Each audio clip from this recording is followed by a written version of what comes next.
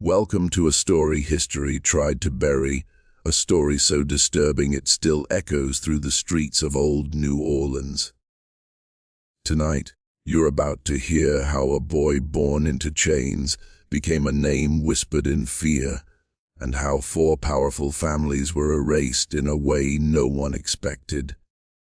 As you watch, tell me in the comments where you're watching from, and if you value deeply researched, true historical stories that take hours of digging through real records and forgotten accounts. Make sure you subscribe, because stories like this are never simple, and the truth takes work to uncover. In the early 19th century, New Orleans was a city built on contradiction. It dazzled visitors with its music, festivals, and overflowing wealth, yet beneath that surface existed a rigid system of control and violence. The city's prosperity depended almost entirely on slavery, and this dependence shaped every aspect of daily life. Human suffering was so common that it blended into the background, becoming an accepted cost of doing business rather than a moral crime. New Orleans was one of the largest slave trading centers in North America. Enslaved people were brought down the Mississippi River in chains, unloaded at crowded ports, and confined in pens while buyers inspected them. Auctions were public and merciless. Families were separated without warning, parents powerless as children were sold away. These scenes were not hidden. They were normalized, witnessed by the entire city, teaching even the youngest enslaved children that their lives could be taken apart at any moment. For enslaved boys, the brutality began early. They were forced into hard labor, disciplined harshly, and expected to show obedience without question. Childhood did not exist for them. Punishment was swift and often violent, meant not only to correct behavior, but to crush resistance. Fear was used as education, and pain was the language of authority. Inside the grand homes of New Orleans' elite, enslaved children worked in silence. They served meals, cleaned rooms, and listened from corners as powerful families discussed business, punishment, and secrets. These boys saw how cruelty was hidden behind polite manners and expensive walls. They learned that wealth protected guilt, and that violence committed in private would never be questioned. The legal system offered no escape from this reality. Enslaved people were classified as property, not citizens, and the law existed to protect owners, not lives. Abuse rarely resulted in punishment, and deaths were often dismissed without investigation. This absence of justice sent a clear message: violence had no consequences as long as it was inflicted on the enslaved. Religion and tradition were used to reinforce this order. Obedience was preached as virtue, resistance as sin. Enslaved children were told their suffering was natural, even necessary. Many broke under this pressure, but others internalized the injustice differently. Rage, when it had no outlet, did not disappear, it hardened. This was the world that shaped the boy at the center of this story. A city where cruelty was routine, silence was survival, and human life held little value. New Orleans did not merely witness what would later happen, it created the conditions for it. In such an environment, something dark was allowed to grow, unnoticed, until it finally emerged and shocked even those who believed they controlled everything. From the beginning, his identity was stripped away. No real name appears in records, no birth date, no family history carefully preserved. He was referred to only as the slave boy, a label that erased his humanity and reduced him to a function. In a world where names meant lineage and protection, having none meant being invisible, except when punishment was needed. He was passed between households at a young age, treated as movable property rather than a growing child. Each transfer meant new rules, new masters, and new forms of discipline. Stability never existed for him. Just as he learned how one household operated, he was uprooted and placed somewhere else, forced to adapt quickly or suffer the consequences. Those who encountered him described him as quiet, observant, and unusually controlled for his age. He spoke little, not because he had nothing to say, but because silence was safer. In enslaved households, words could be twisted into defiance, and defiance often led to violence. Over time, that silence became part of his identity, an armor no one could see through. Unlike other enslaved children who broke down or acted out, he absorbed everything around him. He watched how authority was exercised, how fear controlled people, and how punishment was delivered. He learned patterns: who was cruel, who was careless, who believed themselves untouchable. While others survived day to day, he memorized. Whispers followed him from one house to another. Some said there was something unsettling about the way he watched people, the way he remained calm, even during beatings. Others dismissed it as superstition, claiming he was just another broken child shaped by hardship. No one imagined that this silence concealed something far more dangerous. Because he was young and enslaved, he was underestimated at every turn. Adults spoke freely around him, assuming he did not understand or would soon forget. He was trusted with tasks that gave him access to private spaces, routines, and vulnerabilities. In their arrogance, they failed to see that they were being studied. By the time fear finally caught up with his name, such as it was already too late. The boy they thought they owned had become something they could no longer control. Known only as the slave boy, he carried no identity worth protecting in their eyes, which made him invisible long enough to become unforgettable. From an early age, signs of cruelty and a calculating mind began to appear in him, though no one recognized them for what they truly were. Unlike other children who cried out under punishment or sought comfort from others, he displayed a chilling calmness in the face of pain. Every beating, every insult, every act of humiliation was observed and stored in his memory. This was not mere survival. It was the quiet cultivation of understanding, a mind learning how power and fear worked in the world around him. He rarely spoke unless spoken to, but when he did, his words were measured, precise, and carefully chosen. He learned early that casual defiance was punished, but subtle manipulation could go unnoticed. Small acts of rebellion, deliberate mistakes, feigned ignorance, or carefully timed silence became his tools. In a household where punishment was swift and authority absolute, these were not trivial actions. They were exercises in testing limits, seeing which consequences could be avoided and which could be exploited. Adults around him began to notice something unsettling.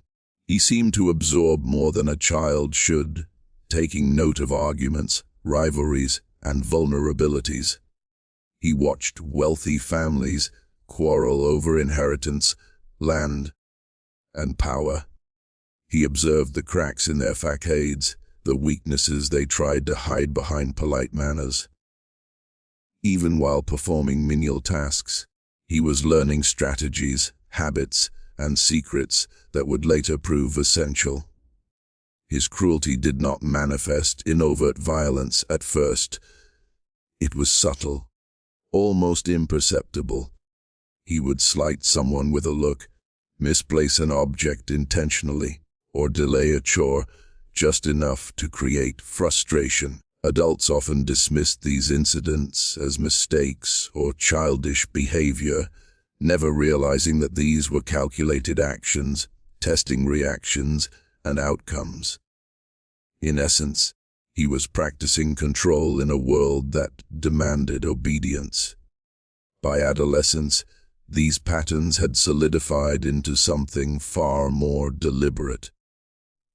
He knew how to provoke fear without drawing attention, how to manipulate situations from behind the scenes, and how to exploit the arrogance of those who believed themselves untouchable. While other children might have rebelled impulsively or succumbed to despair, he was patient, methodical, and silent, traits that would later make him uniquely dangerous. This early cruelty was often paired with an unsettling intelligence. He could anticipate consequences, understand complex household dynamics, and adapt instantly to new situations. Enslavers and household staff alike underestimated him, seeing only a child in chains.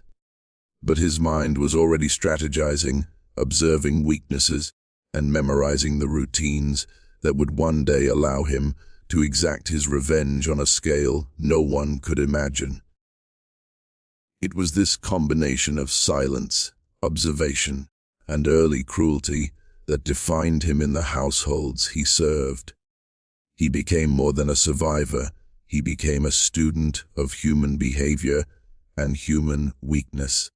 While others saw only obedience or fear, the boy was quietly transforming, preparing himself for the events that would one day make his name and his actions haunt the city of New Orleans forever.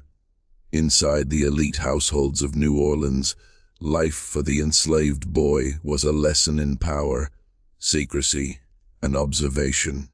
These homes were grand and opulent, with polished floors, expensive furniture, and lavish decor designed to display wealth and authority.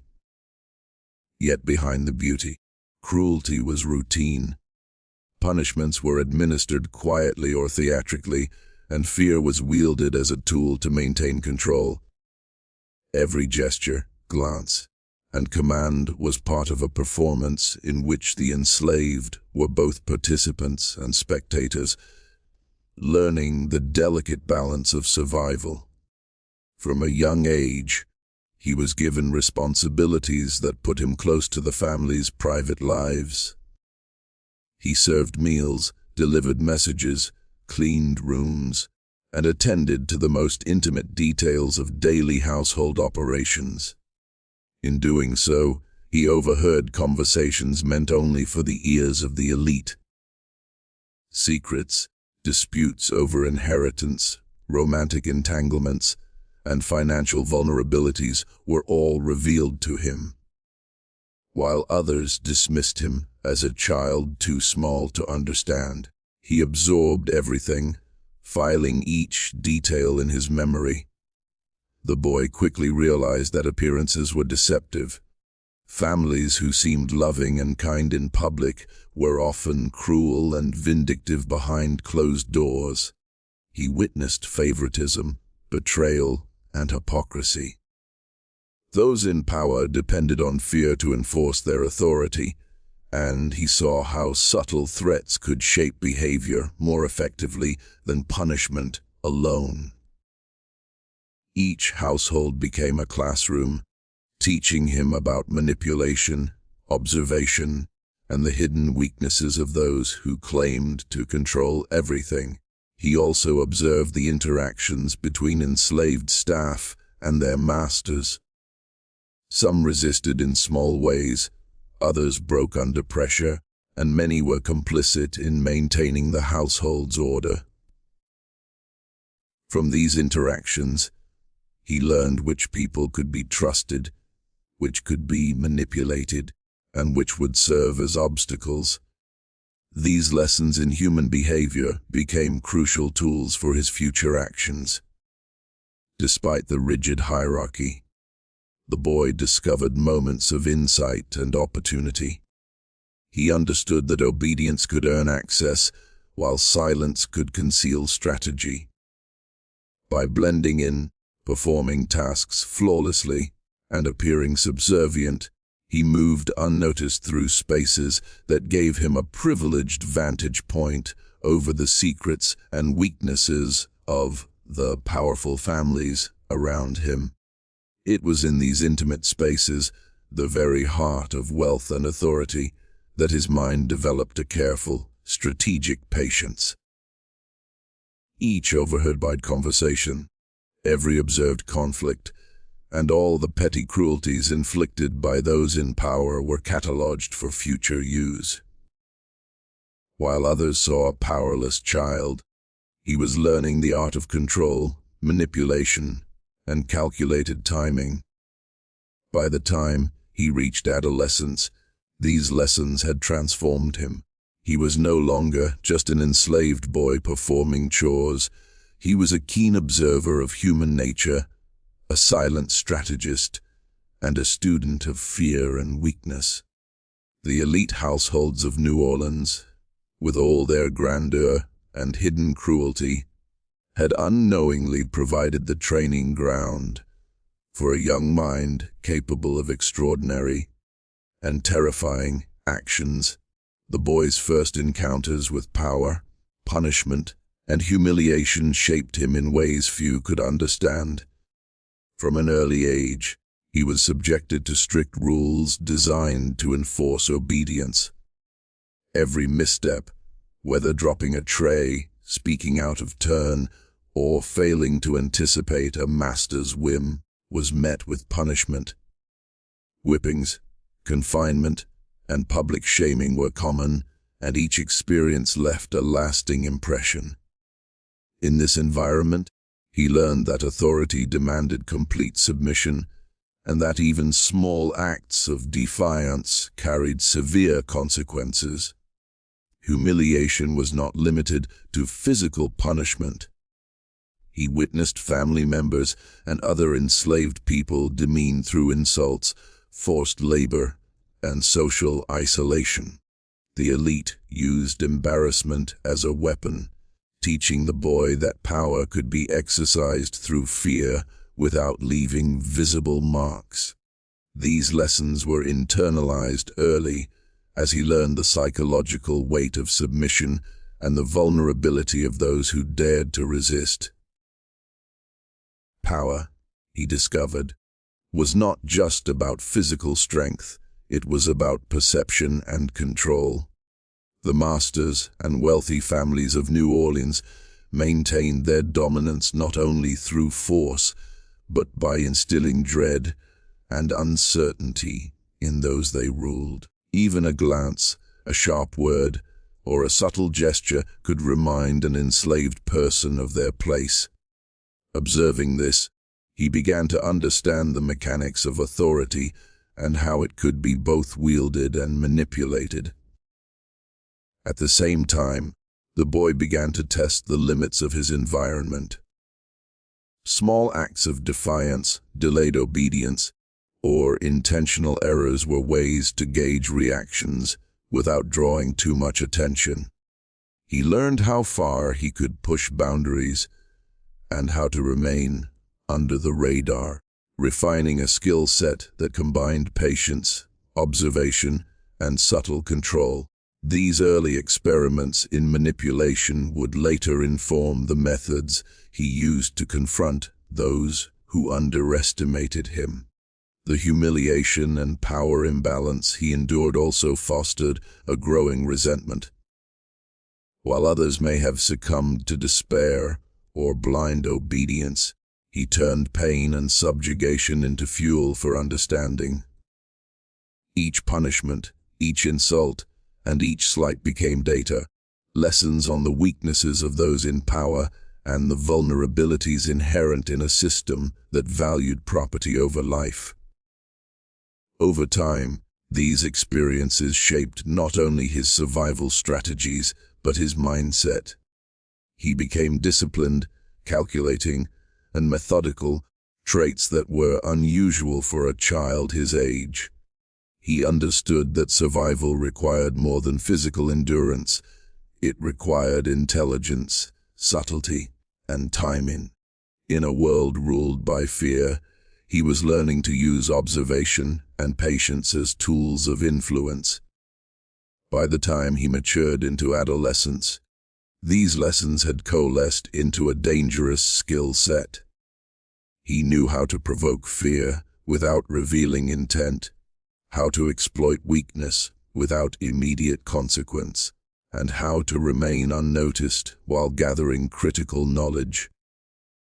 The early exposure to power, punishment, and humiliation had transformed him from a victim into a silent strategist, preparing him for the unimaginable acts that would later mark him as one of New Orleans' most feared figures. Fear spread quickly among the wealthy families of New Orleans as strange incidents began to occur, ones they could neither explain nor control. Rumors traveled faster than facts, whispering through the streets and salons about missing possessions, sabotage tasks, and inexplicable accidents within households. The boy, still referred to as the slave boy, was at the center of these occurrences, though no one could directly prove his involvement. His ability to remain calm, silent, and observant made him both invisible and terrifying, a presence that unsettled even those who thought themselves untouchable. The elite began noticing patterns. Each household that employed him experienced small but significant disruptions. Meals went missing at critical moments, documents were misplaced, instructions were misdelivered, and tensions within families escalated. While each incident seemed minor on its own, taken together, they suggested a deliberate intelligence at work. Slowly, fear began to replace the usual arrogance of the city's most powerful citizens. This fear was compounded by the boy's reputation for quiet observation. People realized that he noticed far more than he revealed. His silence, once considered a sign of submission, became a source of unease. No one could predict his next move or anticipate the full extent of his capabilities. Parents warned children, and adults whispered behind closed doors, unsure whether he was simply unlucky or something far more calculating. Even the staff within these households began to fear him. Those who were closest to the boy, fellow enslaved individuals tasked with daily chores, noticed his precise, deliberate behavior.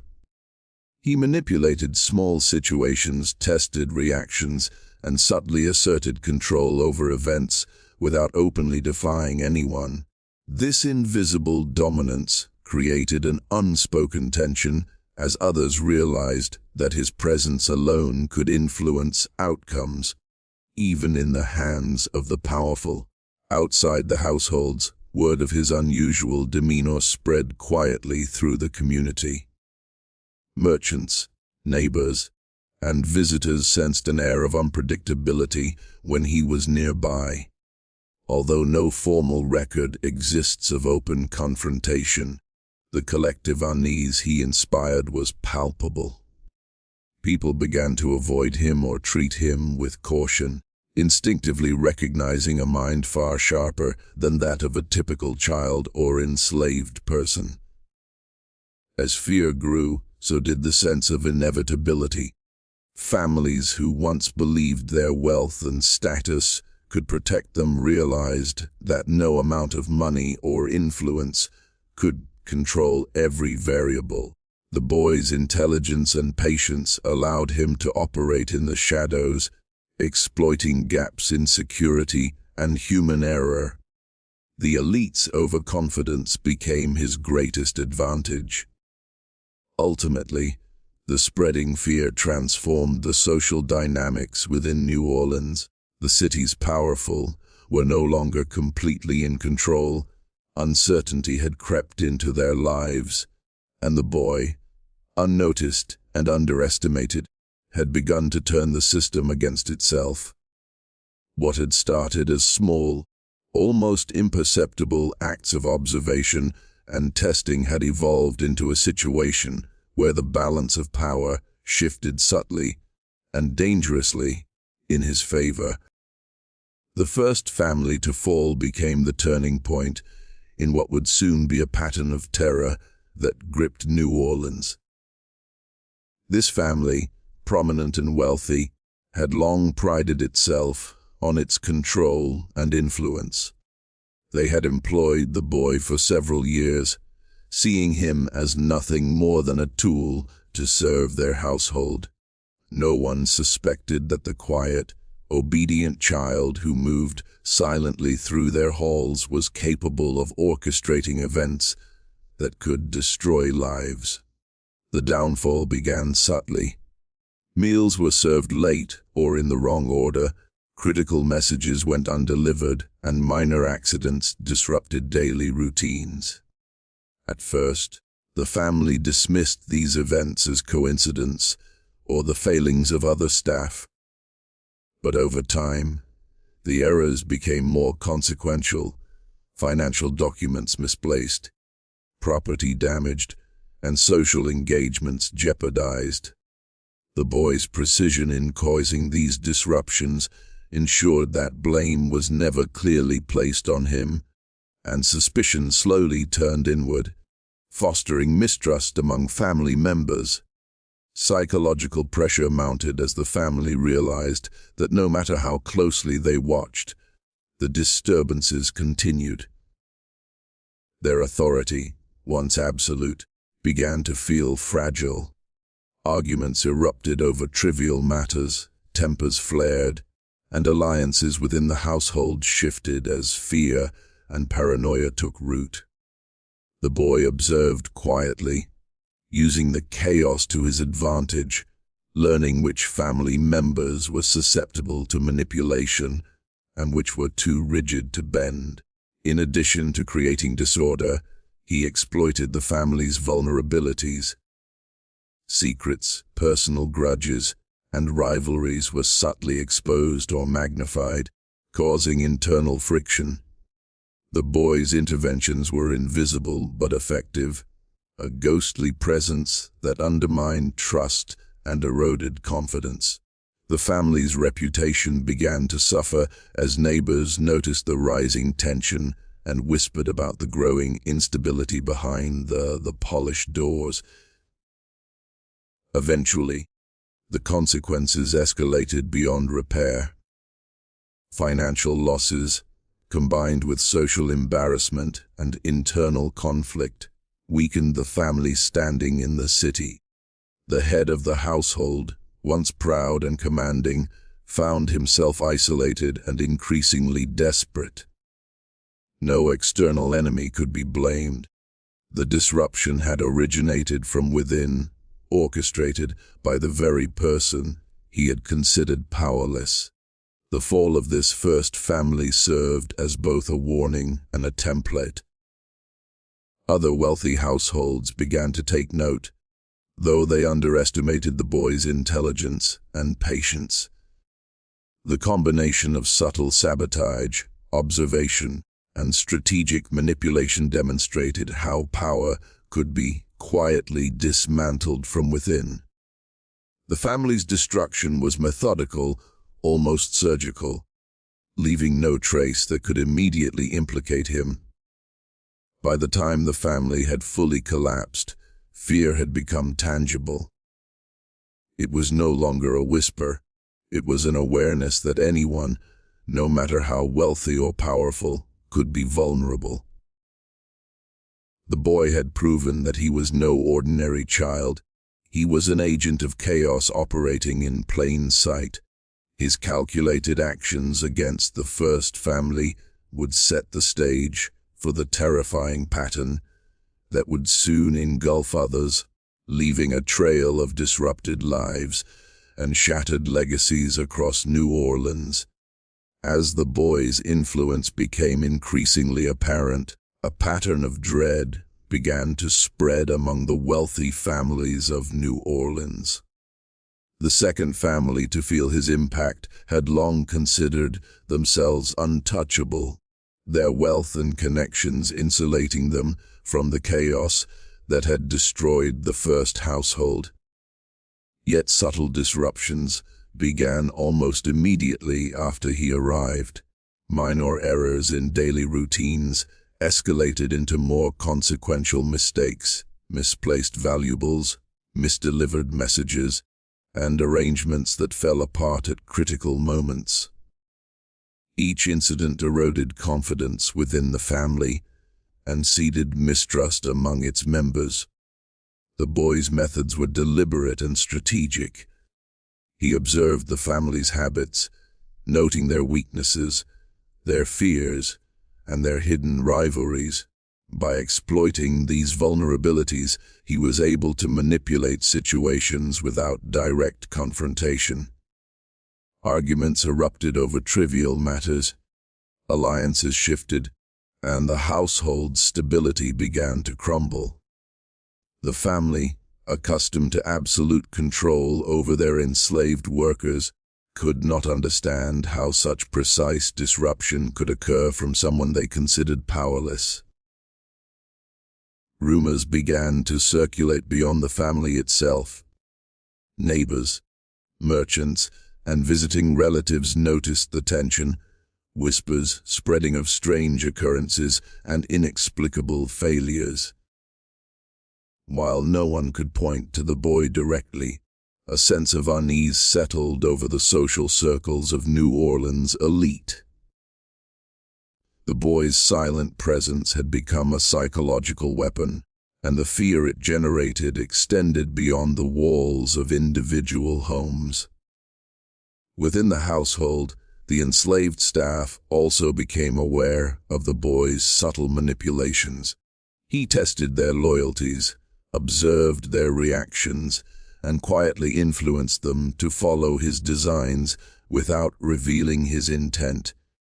This added a layer of invisibility to his actions.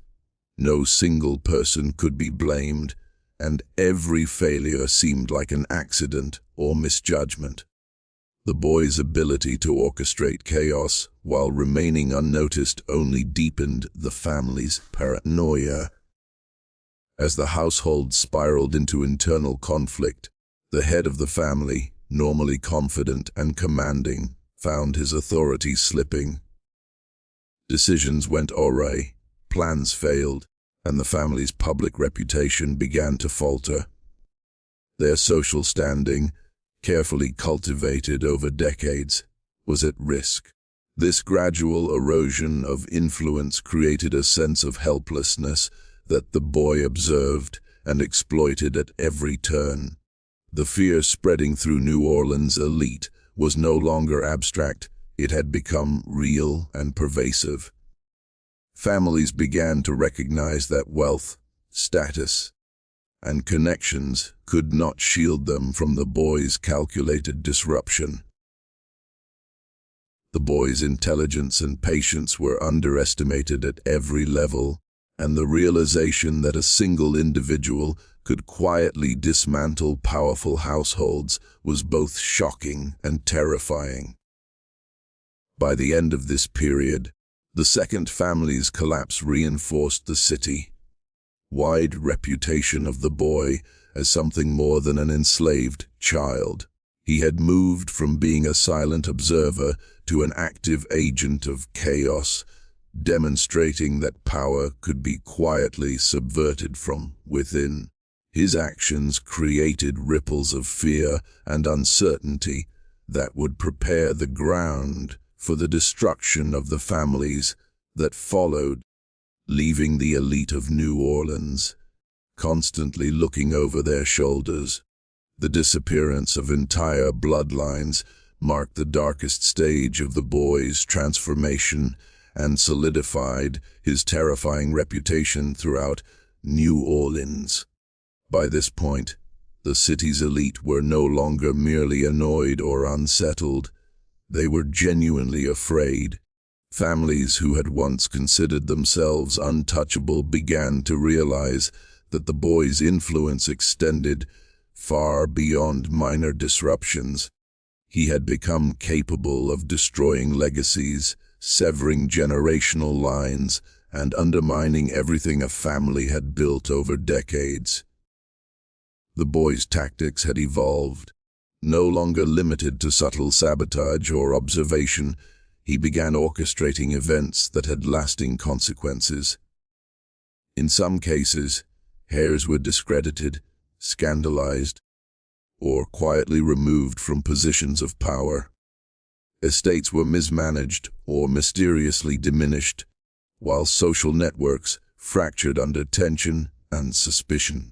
To the outside world, these outcomes seemed like accidents, coincidences, or misfortune, but in reality, each event had been carefully planned and executed.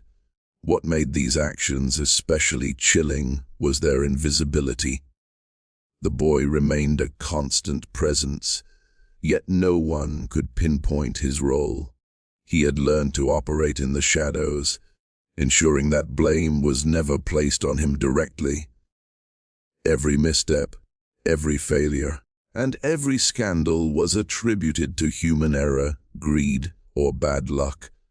Meanwhile, he quietly observed the consequences of his actions, cataloging vulnerabilities, and refining his methods for the next household. The psychological impact on the surviving family members was devastating. Parents, children, and heirs lived in constant fear, unsure of what might happen next or who among them might be responsible. Distrust became rampant, alliances broke down, and the cohesion that had once defined powerful households dissolved. Families once proud of their wealth and influence found themselves weakened from within, powerless to protect the generations that followed. Even beyond the immediate households, word of these occurrences spread throughout New Orleans elite. Whispers of the boy's capabilities grew into rumors, and rumors into outright dread. People began to see him not as a child or a servant, but as a force capable of upsetting the social order. The idea that a single individual, enslaved and underestimated, could threaten entire bloodlines was unprecedented and terrifying. The destruction of these families' legacies was methodical, almost surgical. Each act built upon prior knowledge. Weaknesses discovered in one household informed strategies used against another. The boy had transformed his early experiences of abuse, observation, and humiliation into tools of calculated power. His intelligence and patience allowed him to dismantle not just individual lives, but entire dynasties, leaving no immediate trace to implicate him. By the time his pattern of destruction was fully apparent, the boy had become an almost mythic figure within the city. Stories of his actions spread, carrying a mixture of disbelief, fear, and fascination. He had demonstrated that intelligence, patience, and understanding of human weakness could surpass wealth, status, and brute power. The bloodlines that had once seemed untouchable had been shaken, if not destroyed, and New Orleans would never forget the quiet, calculating figure at the center of it all, the boy who had turned observation and silence into terror. Whispers, rumors, and cover-ups became the city's way of coping with the chaos the boy had unleashed. No wealthy family wanted to openly admit that their household had been infiltrated or manipulated by someone they considered a powerless child.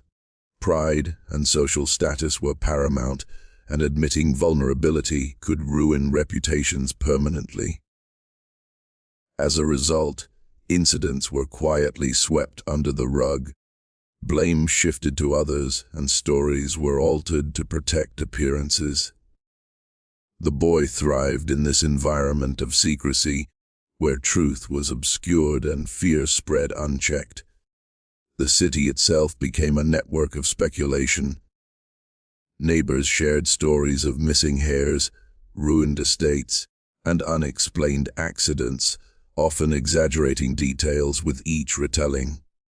Some dismissed the accounts as gossip or superstition, while others feared that the boy's influence extended beyond what anyone could see.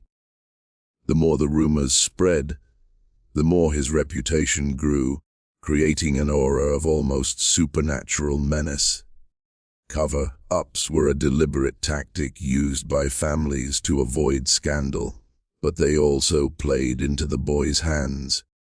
By manipulating events from the shadows, he ensured that no direct evidence could be traced back to him. Accidents were conveniently blamed on servants, bad luck, or negligence. In some cases, he orchestrated situations so carefully that the family would inadvertently take action against themselves, deepening internal conflict without anyone realizing the true cause. This culture of silence and deception reinforced the boy's power. Families became increasingly paranoid, unsure whom to trust, and hesitant to take decisive action. Even those tasked with oversight, stewards, clerks, and other staff, were unsure of where responsibility lay. Every interaction carried a subtle tension, every decision weighted by fear of unseen consequences. The boy had turned the social fabric of these households into a tool of manipulation. The rumors also spread into wider social circles. Merchants, politicians, and other influential figures began to speak cautiously about the boy, careful not to invoke his attention. Some claimed that he was more than human, gifted with a sinister intelligence that allowed him to outmaneuver even the wealthiest and most cunning adults. While exaggerated, these accounts added to the mystique and fear surrounding him, making his reputation almost impossible to challenge. Meanwhile, the boy's own actions remained precise and controlled. He never sought recognition or confrontation, but his influence grew with each hidden act of sabotage or manipulation. By remaining invisible while controlling events, he ensured that the city's elite could neither punish him nor fully understand his capabilities. His silence became as powerful as any overt act, allowing fear and rumors to amplify his presence far beyond what was real. Ultimately, the web of whispers, rumors, and cover-ups created an environment in which the boy's legend could flourish. He had learned early that power was not always exercised through force. It could be wielded through perception, fear, and secrecy. New Orleans, with its prideful families and obsession with reputation, had become the perfect stage for him to operate unseen, leaving a trail of uncertainty, paranoia, dread that would haunt the city for years to come. Authorities faced the unthinkable as the consequences of the boy's actions began to ripple beyond individual households. Law enforcement, local magistrates, and city officials were confronted with complaints that seemed impossible to prove. Families reported missing documents, disrupted estates, ruined social engagements, and even unexplained financial losses. But when investigations were launched, there was never sufficient evidence to implicate anyone.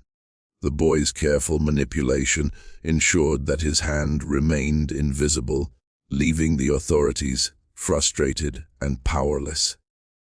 The legal system itself was ill, equipped to deal with such subtlety. In New Orleans, laws primarily protected property and status, not the lives or reputations of the enslaved, or even the fragile pride of the elite when it came to internal household matters. When families attempted to file formal complaints, cases were dismissed, attributed to human error, or quietly settled to avoid scandal.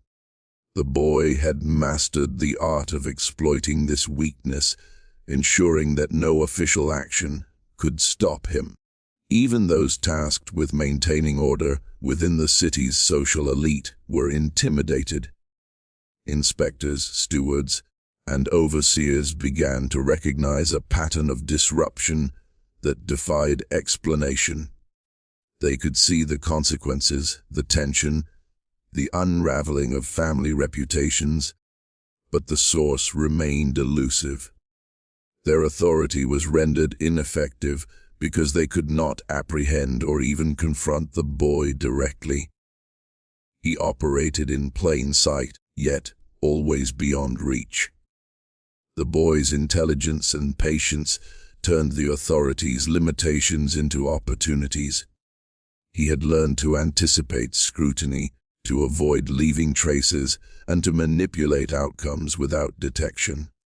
By remaining silent, observant, and precise, he forced the powerful men and women charged with oversight to chase shadows, wasting their energy and attention while he continued to execute his plans with impunity. Fear of scandal often kept families from reporting fully to authorities, further amplifying the boy's advantage.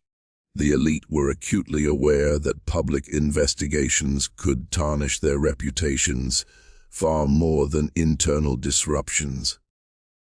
They preferred to handle matters quietly, blaming misfortune, negligence, or servants' mistakes rather than admit that a child in their household had outmaneuvered them. The boy understood this instinct and exploited it repeatedly. In some cases, authorities attempted to intervene indirectly, assigning overseers or inspectors to monitor the boy's actions. Yet every attempt failed.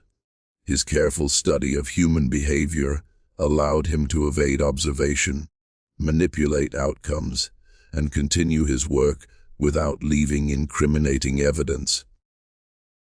What should have been straightforward oversight became a game of wit and patience, with the boy always a step ahead. Ultimately, the unthinkable was that the boy had created a situation where even the legal and social systems meant to protect the elite were powerless. He had weaponized observation, intelligence, and patience, turning the structures of authority into instruments of his own influence. The boy was no longer simply a member of the household. He had become a force that could manipulate, intimidate, and destabilize entire families while remaining untouchable, leaving the city's authorities helpless in the face of his growing legend. By the time the boy's actions had fully unfolded, history remembers him not for his youth, but for the chilling precision and calculated strategy he wielded. His story is one of transformation, from a child born into chains, observed and humiliated, to a figure capable of toppling entire households and bloodlines without overt violence. What he did to the families of New Orleans was not random. It was a methodical execution of intelligence, patience, and observation honed over years of living under oppression. Each act reflected a mind that had studied weakness, fear, and human nature, turning these lessons into power. His ability to remain invisible while exerting influence set him apart. The elite, accustomed to absolute control over their domains, could not comprehend how a single enslaved child could orchestrate events that undermined their authority. He moved silently, learning the routines, habits, and vulnerabilities of those around him, then used that knowledge to dismantle social structures from the inside. In doing so, he became more than a mere servant. He became an unseen architect of chaos. The psychological impact of his actions left a permanent mark on New Orleans society. Families who had once been secure in their wealth and status found themselves vulnerable, unsure whom to trust, and fearful of the consequences of even small errors. The boy's influence extended beyond individual households, creating an atmosphere of paranoia and tension throughout the city's elite circles. His reputation became a story whispered in fear, an example of how intelligence and patience could surpass power and status. While outwardly he remained a child in the eyes of society, inwardly he had mastered the mechanics of manipulation. He understood timing, human behavior, and social dynamics with a sophistication far beyond his years.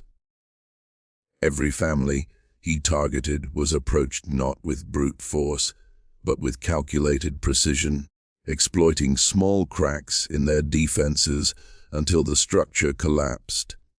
What may have seemed like coincidence or misfortune to outsiders was the result of careful orchestration, a testament to his cunning and strategic mind.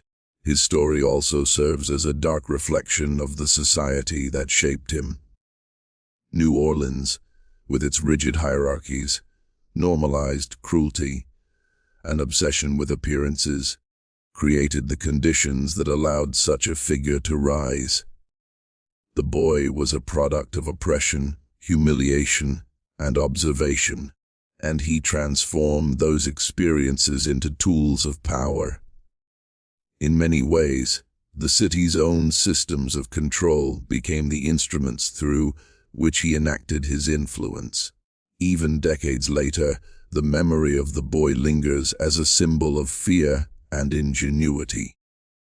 His deeds remind us that intelligence and patience can be far more dangerous than brute strength, especially when combined with a deep understanding of human weakness. The story of the boy who destroyed 4 families is not merely a tale of revenge. It is a study in strategy, psychology, and the consequences of underestimating those society deems powerless. Ultimately, he became an unforgettable figure in the shadowed history of New Orleans.